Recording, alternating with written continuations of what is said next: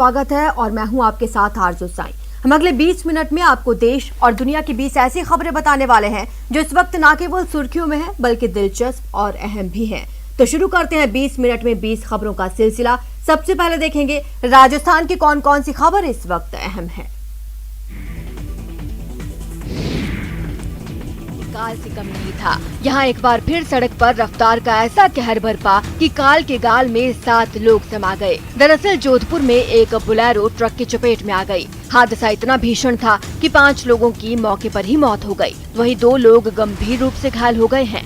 इतना ही नहीं, टक्कर से बोलेरो के पर खच्चे उड़ गए। वहीं नागौर में भी बेकाबू रफ्तार ने 2 जिंदगियों को मौत के घाट उतार दिया। यहाँ तेज रफ्तार ट्रेलर ने बाइक सवार महिला और मासूम बच्चे को रौंद दिया, जिससे मौके पर ही दोनों की दर्दनाक मौत हो गई। हादसे के बाद मौके पर लोगों की भीड़ जमा हो गई। हादसे की सूचना पर कुचेरा थाना पुलिस मौके पर पहुंची और महिला और बच्चे के शवों को कुचेरा मोर्चरी में रखवाया और परिजनों को सूचित किया।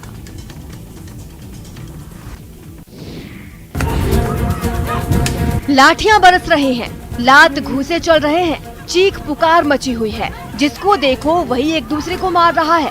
पूरा मामला नीम की खुदाई का है, जिसे लेकर संग्राम मच गया। दरअसल भरतपुर के चिकसाना थाना इलाके के गांव बुराबई में 3 दिन पहले मकान की नींव खुदाई को लेकर 2 पक्षों में जमकर बवाल हुआ, जो एक झगड़े में तब्दील हो गया। दोनों पक्षों के बीच झगड़ा इस कदर हावी हुआ कि नौबत लाठी डंडों तक पहुंच गई। फिर क्या था, महिला हो या पुरुष, सभी एक दूसरे पर लाठियों से वार करने लगे, जिसमें महिला और पुरुष घायल हो गए, जिनका अस्पताल में इलाज जारी है। हालांकि मामले की जानकारी मिलने पर पुलिस ने दोनों पक्षों के लोगों को गिरफ्तार किया और कार्रवाई की। इसमें 2 मुकदमे दर्ज किए जा चुके हैं और तफ्तीश जारी है। जो घायल हैं वो हॉस्पिटल में एडमिट हैं, तो एसएचओ को बता दिया है, नियम अनुसार कार्रवाई भी करेगा और क्योंकि पड़ोसियों का मामला है, दोनों पक्षों को बराबर पाबंद भी करेगा।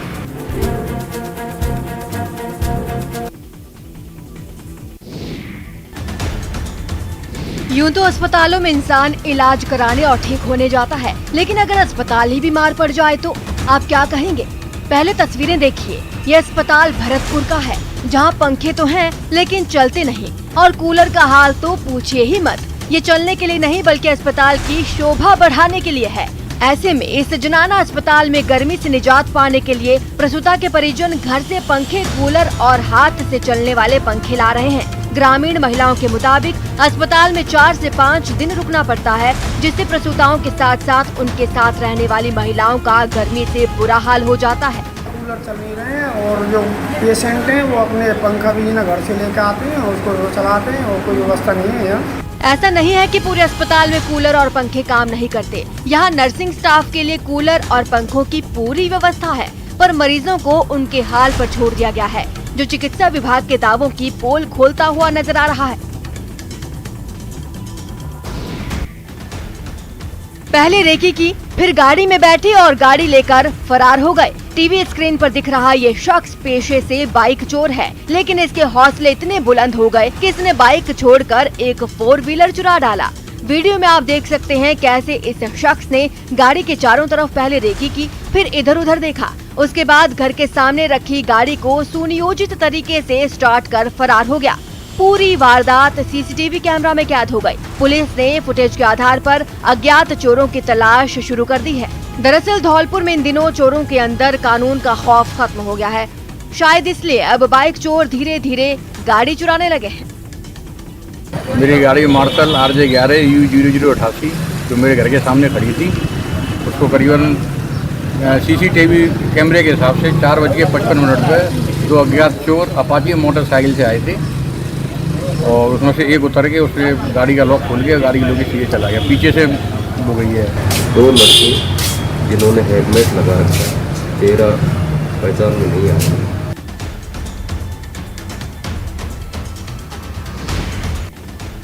सरकारी लापरवाही के कारण बारिश के पानी की निकासी नहीं होने से जल भराव की खबरें अमूमन आपने देखी, सुनी और पढ़ी होंगी, लेकिन अब जो खबर हम आपको दिखाने जा रहे हैं उसमें जल भराव की समस्या किसी सरकारी लापरवाही से नहीं बल्कि एक रसूखदार सरकारी अधिकारी के चलते हो रही है, जिसका खामियाजा स्थानीय निवासियों को झेलना पड़ रहा है। दरअसल झोटवाड़ा थाना क्षेत्र के तारानगर कॉलोनी में एक अधिकारी का आलीशान मकान है। कॉलोनी वासियों के मुताबिक इस अधिकारी ने अपने घर के आगे करीब 100 मीटर तक सीसी रोड बनवा ली, जिससे बारिश में पानी की निकासी पूरी तरह से रुक गई है। महाशय की यह दादागिरी है कि जिसको जो करना है कर ले, मेरा कोई कुछ नहीं बिगाड़ सकता। मेरी मंत्रियों तक पहुंच है और मैं सरकार में बहुत बड़े ओहदे पर हूं। सबके लिए जिम्मेदार है, हमारे पड़ोसी हैं सुरेंद्र सिंह जी, जिन्होंने पद का दुरुपयोग करते हुए सीसी रोड बनवाई है और उस सीसी रोड का पूरा अलाइनमेंट खराब करते हुए इसका जो है झुकाव इधर की तरफ कर दिया है और जो पूरे कॉलोनी का पानी यहाँ आके इकट्ठा हो जाता है। आम जन को बहुत ज्यादा परेशानी हो रही है। बहरहाल मरुधरा में मानसून ने दस्तक तो जरूर दे दी है, लेकिन बारिश में इस अधिकारी के मकान को छोड़कर बाकी पूरी कॉलोनी में पानी भर गया है, जिसकी वजह से आम लोग परेशान हैं।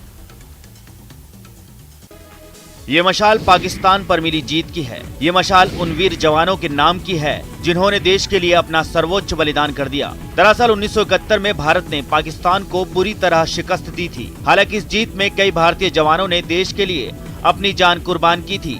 इसलिए पाकिस्तान पर भारतीय सेना की विजय पर स्वर्णिम विजय समारोह मनाया जा रहा है। पीएम मोदी ने दिल्ली से 3 जुलाई को विजय मशाल रवाना की थी, जो जोधपुर पहुंच चुकी है। जोधपुर में स्वर्णिम विजय वर्ष पर भव्य समारोह आयोजित किया गया, जहां वीर जवानों को सलामी दी गई। विजय मशाल को देशभक्त के नारों के साथ सलामी दी गई। 1971 के युद्ध में भारतीय सेना के सामने 90,000 पाकिस्तानी सेना के जवानों ने आत्मसमर्पण कर दिया था। 1971 की जीत के बाद पीएम मोदी ने इस ऐतिहासिक विजय पर वर्ष भर समारोह आयोजित करने का निर्णय लिया था। लिहाजा दिल्ली में 3 जुलाई को पीएम मोदी ने स्वर्णिम विजय मशाल को देश भर की यात्रा के लिए रवाना किया।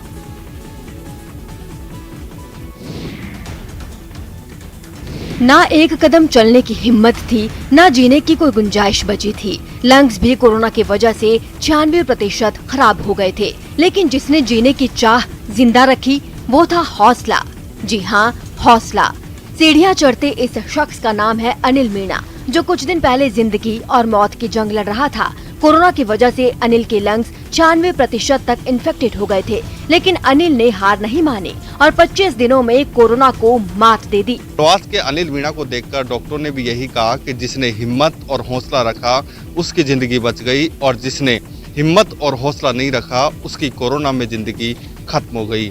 अनिल मीणा पेशे से राजस्थान रोडवेज में परिचालक हैं और श्रीमाधोपुर में कार्यरत हैं। अप्रैल के महीने में वो ड्यूटी पर तैनात थे और बस को लेकर दिल्ली आया जाया करते थे। इस दौरान उनको बुखार आया और तबीयत खराब हुई, जिसके बाद 2 मई को दौसा अस्पताल में आकर कोविड जांच कराई तो अनिल कोरोना पॉजिटिव पाए गए। जिसके बाद अनिल की तबीयत खराब होने पर 4 मई को दौसा के कोविड वार्ड में भर्ती करा दिया गया, जहां अनिल 17 मई तक रहा। लेकिन जैसे ही अनिल की तबीयत और बिगड़ने लगी, तत्काल 17 मई को आईसीयू में शिफ्ट कर दिया गया, जिसके बाद 30 मई तक अनिल दौसा जिला अस्पताल की आईसीयू में रहा। चित्तौड़गढ़ में एक ओर जहां किसानों के अधिकारों के लिए सड़कों पर आंदोलन जारी है, वहीं दूसरी ओर कुछ नया कर कई किसान खुद को मजबूत और उन्नत बनाने की दिशा में काम कर रहे हैं। ऐसा ही एक गर्व करने वाला मामला मेवाड़ की भूमि पर देखने को मिला, जहां सर्द मौसम में पैदा होने वाले सेब की खेती की गई और अब ये फसल पूरी तरह तैयार है। और तो और कुछ वक्त बाद ये सेब किसानों को व्यवसाय फायदा भी देने लगेगा। दरअसल अब किसानों का मोह परंपरागत खेती से हटने लगा है। ज्यादा मेहनत और कम आमदनी के उत्पादन पर काम करने के बजाय अब किसान खेती के नवाचार पर काम कर रहे हैं। कुछ ऐसा ही काम विनोद जाट ने किया। उन्होंने अपने खेत में 150 पौधे एप्पल प्रजाति, हरमन 99, अन्ना 62 गोल्डन प्रजाति के हिमाचल से कुरियर करके मंगाए। इतना ही नहीं, उन्होंने सेब की खेती के लिए काम में आने वाली बारीकियों जैसे pruning, notching, binding, fruit setting, पोषण प्रबंध आदि की जानकारी भी हिमाचल के बागवानों से सीखी। 2 साल तक पूरे तरीके से जैविक खेती कर इन एप्पल्स के पौधों की देखभाल की, जिसका परिणाम आया कि अब ये पौधे फल देने लगे हैं और फल भी सामान्य आकार के और सामान्य प्रकार के हैं। विनोद की मेहनत पर बस इतना ही कहा जा सकता है कि कौन कहता है आसमां में छेद नहीं हो सकता, एक पत्थर तो तबीयत से उछालो यारो। एप्पल के पौधे मंगाए 150 और अपने खेतों में लगाए, जो 2 साल 6 महीने के हो गए और 1000 से ज्यादा इन पे फल आ चुके हैं। इनका कलर भी लाल है और स्वाद भी एप्पल के जैसा ही है। गायों के सींगों पर लगाई जा रही ये रेडियम स्ट्रिप उनकी जनगणना के लिए नहीं बल्कि रात में होने वाली दुर्घटना को रोकने के लिए है। दरअसल एसडीएम ने रात में होने वाली दुर्घटना को रोकने के लिए एक अहम पहल की, जिसके तहत 12 में करीब 12 से ज्यादा युवाओं ने एक व्हाट्सएप ग्रुप बनाया जो हर दिन NH 27 पर केलवाड़ा से शाहबाद तक हाईवे किनारे मौजूद गायों और भैंसों के सींगों पर रेडियम रिफ्लेक्टर्स चिपकाते हैं। इस पहल से हाईवे पर बैठे जानवर पर जैसे ही रोशनी पड़ती है उनके सींग दूर से चमकने लगते हैं और बाइक या फिर गाड़ी चलाने वाले चालक अलर्ट हो जाते हैं और कोई हादसा नहीं होता।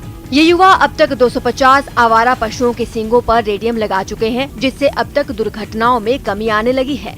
आवारा जानवर जो हाईवे पे बैठते हैं उनके रेडियम लगा रहे हैं। आवारा पशु बहुत ज़्यादा सैकड़ों की तादाद में हाईवे पे बैठते हैं। उसके लिए कस्बा थाना से लेकर केलवाड़ा तक युवाओं की टीम बनाई है, व्हाट्सएप ग्रुप बनाया है जिसमें रेडियम की सारी अपडेट भेजी जा रही हैं। मेरा दावा है कि गायों की मेजर मतलब सींगों पे रेडियम लगी हो हमको जी हमारी भी जान बचेगी बेचारी और गाँव की जान बचेगी। पेड़ पौधों के अस्तित्व से ही हमारे जीवन का अस्तित्व है। पेड़ पौधों के बिना प्राणी मात्र के जीवन की कल्पना नहीं की जा सकती। यही हम सबके जीवन का आधार है। पेड़ पौधों को सहेजना, उनका संरक्षण और संवर्धन करना हम सबका दायित्व है। कोरोना काल में पेड़ पौधे लगाने का संदेश झाड़ीसा सेवा समिति ने दिया, जिसने 500 से ज्यादा पेड़ लगाकर पर्यावरण बचाने का संदेश दिया। कोरोना महामारी के दौरान देशवासियों को ऑक्सीजन की किल्लत का सामना करना पड़ा था, जिसके बाद युवाओं ने ऑक्सीजन के प्राकृतिक भंडार को मजबूत करने के लिए मानसून शुरू होते ही पौधारोपण कार्यक्रम शुरू किया। झाड़ीसा सेवा समिति की तरफ से गांव के मोक्ष धाम को आदर्श मोक्ष धाम बनाने के संकल्प के साथ विशाल वन महोत्सव का कार्यक्रम रखा गया, जिसमें समिति सदस्यों ने 500 से ज्यादा पौधे लगाए। वृक्षारोपण कार्यक्रम का आयोजन किया गया है, जिसमें कई प्रकार के पौधे यहाँ पे हमने रोपित किए हैं और सारे समिति के सदस्य हमारे साथ हैं। सबका बड़ा योगदान रहा है।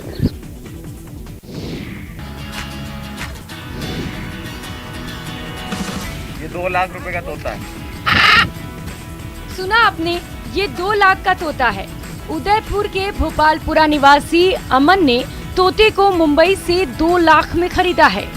रंग बिरंगा ये तोता साउथ अफ्रीका और अर्जेंटीना में पाया जाता है। अमन ने मकाऊ प्रजाति के इस तोते को मोजो नाम दिया है। स्थानीय लोगों के लिए मोजो नाम का ये तोता आकर्षण का केंद्र है। वहीं पर्यटक भी इसे ठहरकर निहारते हैं। तोते की पहचान के लिए उसमें विशेष रंग के साथ ही GPS भी लगाया गया है। कहाँ से आया है? मैं उदयपुर से हूँ। नहीं, तोता कहाँ से आया है? बॉम्बे से आया है। बॉम्बे की रिंग। और इस पे GPS क्या कह रहे थे आप?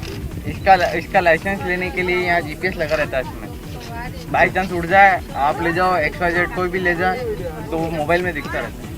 खास बात यह है कि मकाऊ प्रजाति के इस तोते को रखने के लिए लाइसेंस लेना पड़ता है। तोते के पैरों में ID लगी हुई है।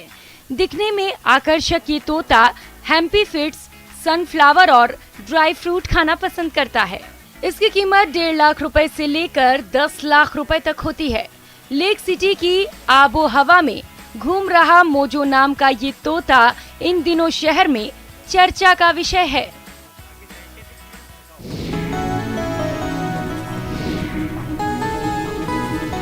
जी हाँ, रेत के समंदर के बीच बना ये बेजोड़ इमारत कोई महल नहीं है, बल्कि स्कूल है। बेटियों का भविष्य संवारने वाला शिक्षा का मंदिर है। जी हाँ, जैसलमेर के कनोई गांव में ये शानदार स्कूल बना है, जिसके बेहतरीन डिजाइन लोगों को मुरीद बना रहा है। दरअसल एक NGO ने पीले बलुआ पत्थर से इस स्कूल को बनाकर वास्तुशिल्प का अद्भुत नमूना पेश किया है। इस खूबसूरत स्कूल का नाम राजकुमारी रत्नावती गर्ल्स स्कूल रखा गया है। इस स्कूल की कई खूबियां हैं, जिसमें गर्मी से बचने के लिए इसमें कोई AC नहीं है, पर बनावट ऐसी है कि जालीदार दीवारें और हवादार छत विपरीत मौसम में भी सुकून देती है। AITTA इंडिया फाउंडेशन द्वारा एक अनूठी बनावट वाले स्कूल का निर्माण करवाया गया है, जहां रेगिस्तान की तपिश भरी गर्मी और 50 डिग्री तापमान के बावजूद भी एयर कंडीशनर का एहसास होता है। जी हाँ, हम बात कर रहे हैं राजकुमारी रत्नावली गर्ल्स स्कूल की। इसकी डिजाइन को न्यूयॉर्क के बेस्ट आर्किटेक्ट द्वारा डिजाइन किया गया है, जिन्हें 2018-19 में प्रतिष्ठित आर्किटेक्ट डिजाइन बनाने का पुरस्कार भी मिला था। यहाँ तक ही नहीं, इस स्कूल की यूनिफॉर्म को भी दीपिका पादुकोण और अनुष्का शर्मा जैसे सुपरस्टार्स की ड्रेस डिजाइनर सव्यसाची मुखर्जी द्वारा डिजाइन किया गया है। चलिए अब देख लेते हैं कुछ अन्य राज्यों की खबरें।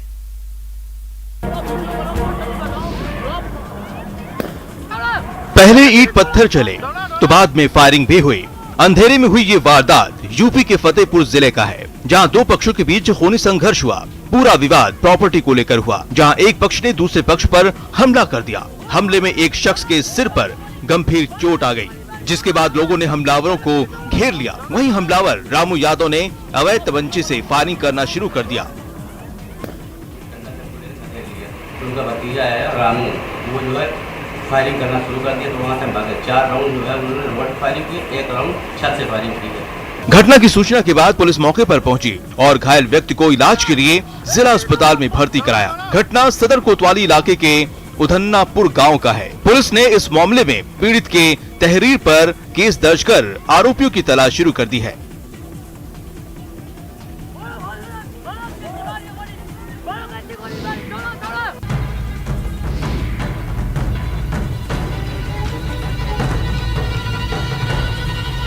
मैनीक्वीन पर साड़ी देखकर अक्सर महिलाओं की नजर ठहर ही जाती है। साड़ियों को वो निहारती है और पसंद आए तो मोल भाव करके उसे खरीदने में देर नहीं लगाती।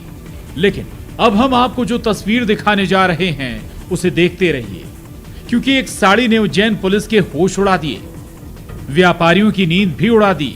और इसी साड़ी वाले लुटेरे की शिकायत लेकर थाने व्यापारी पहुंच गए। अब साड़ी की सनक की आखिर ये कैसी अजीबोगरीब कहानी है, तो बस आप देखते जाइए। उज्जैन में एक साड़ी के शोरूम में तीसरी आंख में कैद हुई इस तस्वीर को, जिसमें चाकू की नोक पर लूट होने वाली है, लेकिन रुपयों की नहीं बल्कि साड़ी की। एक बदमाश जिसका नाम विक्की है, वो मेरी दुकान पर आया और मेरे गले पर चाकू अड़ा के मुझसे साड़ी की डिमांड करे कि ये वाली साड़ी मुझे चाहिए। तो मैंने बोला भैया ऐसे कैसे दे दूंगा साड़ी, तो कहे कि नहीं साड़ी देना पड़ेगी, नहीं तो तेरे को चाकू फंसा दूंगा। बदमाश विक्की जो आदतन अपराधी है, जिस पर कई मामले दर्ज हैं। विक्की पुलिस के गिरफ्त में तो आ गया है, जिस पर रासुका भी लगा दी गई है। लेकिन सवाल है कि पिछले 5 दिन से उज्जैन में चोरी लूट की वारदात हो रही हैं। आखिर अपराधियों में पुलिस का खौफ क्यों नहीं है? शादी का मंडप, खुशियों का माहौल, हर तरफ रंगारंग नजारा। तस्वीरें मोबाइल कैमरे की हैं। इनसाइट्स को समझने में दिक्कत न हो इसलिए सिलसिलेवार तरीके से सुनिए। लेकिन रुकिए, पहले देखिए ऑटोमेटिक लोटस सीट पर दूल्हा दुल्हन है। जयमाल हो चुका है, बस फोटो फॉर्मेलिटी बाकी है। फोटो सेशन चल ही रहा होता है कि रंग में भंग पड़ जाता है। मुंह बांधे हुए एक महिला आती है और सीधे लोटस सीट की ओर बढ़ती है। इससे पहले कि लोग कुछ समझ पाते, महिला ने चप्पल उतारी और दूल्हे के सिर पर दे मारी। जब तक लोग बीच बचाव करने पहुंचे, तब तक महिला ने दूल्हे पर चप्पलों की बौछार कर दी। जिस महिला ने दूल्हे को शादी समारोह में पीटा, ये कोई और नहीं, उसकी माँ है। लोगों ने किसी तरह से बीच बचाव करके दूल्हे की मां को मंडप से बाहर किया, तो मां ने पूरी कहानी बयां कर दी कि आखिर उसने अपने ही बेटे को शादी के मंडप में क्यों पीटा। अब फुल स्टोरी समझिए। ये घटना हमीरपुर के भरौआ सुमेरपुर गांव की है। यहाँ उमेश चंद ने अपने माँ बाप की मर्जी के खिलाफ दूसरी जाति की लड़की से पहले कोर्ट मैरिज की और फिर 3 साल बाद शादी कर ली। इस शादी समारोह में दूल्हे के माँ बाप को निमंत्रण नहीं दिया गया था। दूसरी जाति की लड़की से शादी के बाद जब माँ बाप को लगी तो मां को इतना गुस्सा आया कि बेटे को सबके सामने पीट दिया। ये भीड़ जानलेवा है, ये भीड़ खतरनाक है, ये भीड़ कोरोना को दावत दे रही है। डराने वाली ये तस्वीर तमिलनाडु के शिवगंगा की है। यहाँ लोगों ने मछली महोत्सव मनाया। ये महोत्सव दशकों से यहाँ मनाया जा रहा है, लेकिन कोविड के बावजूद भी करीब 4 गांवों के 100 लोग यहाँ जमा हुए और मछली महोत्सव को मनाया। हालांकि इस दौरान इन लोगों ने ना मास्क लगा रखा था, न ही इन लोगों ने सोशल डिस्टेंसिंग की पालना की। ऐसा माना जाता है कि इस महोत्सव के दौरान पकड़ी गई मछलियों को ये पकाकर अपने भगवान को चढ़ाते हैं, ताकि उनकी फसल और सेहत अच्छी हो।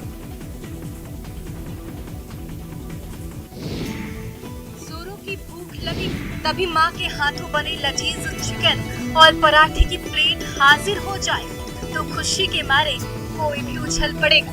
तो देर किस बात, पराठा गली में फोन लगाई, घर का स्वाद और देसी मसालों की छौंक से खुली मिली चिकन और पराठे का पैकेट आपके घर पहुंचते देर नहीं लगेगी। रांची की गृहिणी वंदना सिंह अपने घर की किचन पर एक एक ग्राहक की पसंद का पराठा अपने हाथों से बनाती, पैक करती और उनके घर तक भिजवाती। दूसरों से अलग कि मेरा फ्रेश प्रिपेयर होता है, खुद हम प्रिपेयर करते हैं। आप दूसरे के यहाँ ऑर्डर करेंगे, आपका कुक बना के देगा, आप उसको करेंगे। मेरे यहाँ खुद कुक करते हैं। चीज गार्लिक पराठे के लिए जीभ लपलपा रहा या फिर पनीर पराठे की ओर ध्यान जा रहा।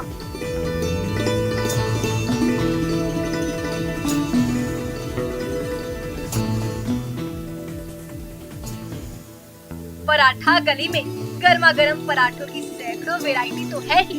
बिरयानी से लेकर कॉन्टिनेंटल और नॉनवेज से लेकर साउथ इंडियन, हर तरह का जायका ग्राहकों का इंतजार कर रहा है, वो भी रांची की सौंधी खुशबू के साथ।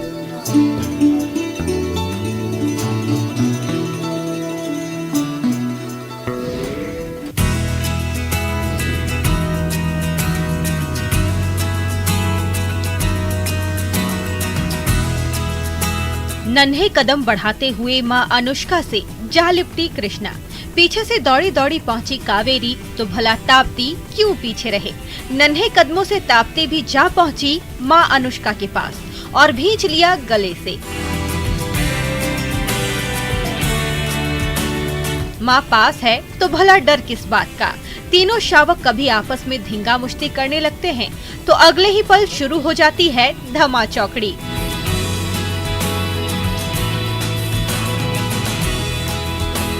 पिछले साल ही बाघिन अनुष्का ने इन तीनों शावकों को जन्म दिया था, लेकिन कोरोना के चलते 1 साल की देरी से जब तीनों बहनों का नामकरण संस्कार हुआ तो बिरसा जू में धूम धड़ाके के साथ केक तो कटा ही, बाघ फैमिली को खास दावत भी दी गई।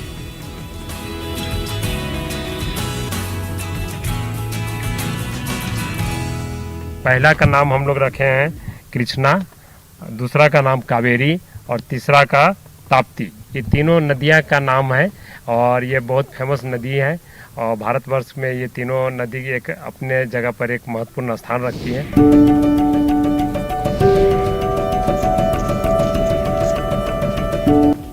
कारपेंटर पिता और गृहिणी मां के होनहार लाल शुभम शर्मा की उंगलियां जब रिमोट पर नाचती हैं, तो रोबोट के पहिए घूमने लगते हैं। मिट्टी और धूल से सनी उबड़ खाबड़ सड़क पर फिसलते हुए नन्हा रोबोट कभी गांव की गलियों में फर्राटा भरता है तो अगले ही पल उसके पहिए किसी दरवाजे की ओर मुड़ जाते। स्थानीय सरकारी स्कूल के 8वीं क्लास के छात्र शुभम के लिए रिमोट से रोबोट चलाना किसी सपने सा था, लेकिन इनोवेशन के प्रति ललक और IIT ISM के मार्गदर्शन ने उसके लिए तरक्की का नया रास्ता खोल दिया।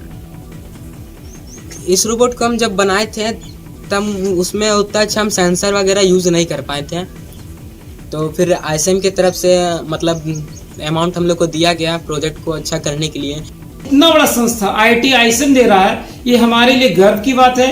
हमारे लिए ISM IIT के प्रति आभार व्यक्त करते हैं कि इस तरह का कार्यक्रम वो करते रहे। सच ही कहा गया है, प्रतिभा कभी भी हालात का मोहताज नहीं होती। गरीब माँ बाप के बेटे और संसाधनहीन सरकारी स्कूल के होनहार छात्र शुभम की प्रतिभा विषम परिस्थितियों में भी निखर कर सामने आ गई। बुक ऑफ रिकॉर्ड में फॉर्म अप्लाई किया तो उन्होंने मुझे सेलेक्ट कर लिया, तो मैं अभी जो एक नया रिकॉर्ड अटेम्प्ट किया हूँ 40 सेकंड में मैं 46 बार साइकिल चलाते हुए स्किप निकाल लेता हूँ। फिलहाल इतना ही। आप देखते रहिए न्यूज़ 18 राजस्थान।